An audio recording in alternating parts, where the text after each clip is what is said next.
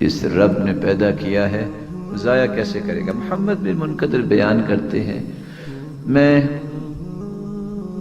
ایک جگہ گیا، مسجد میں 10 سالہ بچہ دیکھا۔ کتنے سالہ؟ یہاں 10 سالہ بچہ بیٹھا ہے۔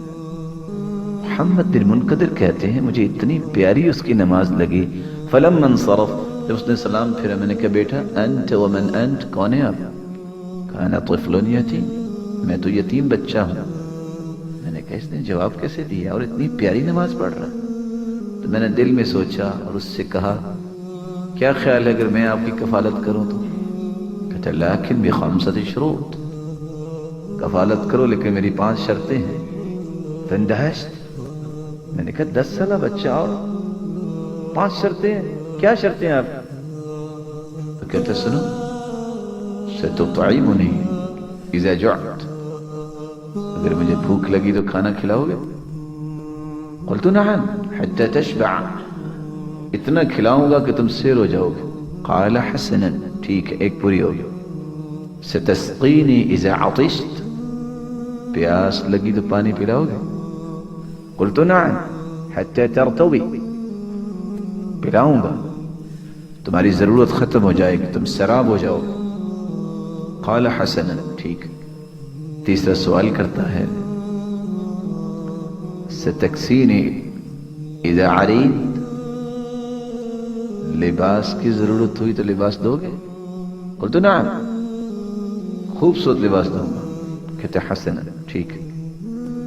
ستشفینی اذا انا مرض، اگر میں بیمار ہوا تو شفا دو گے؟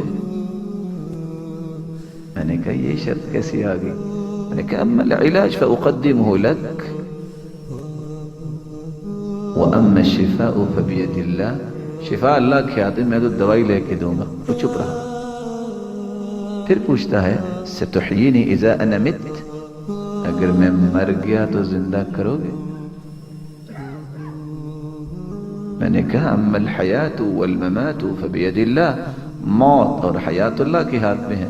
جب میں نے اتنا کہا اس نے کہا نہ تم شفا دے سکتے ہو نہ تم زندگی موت پہ قادر ہو، فاترکنی بالذی خلقنی ثم یہدین والذی یطعمنی ویسقین واذا مرضت فهو یشفین والذی یمیتنی ثم یحیین۔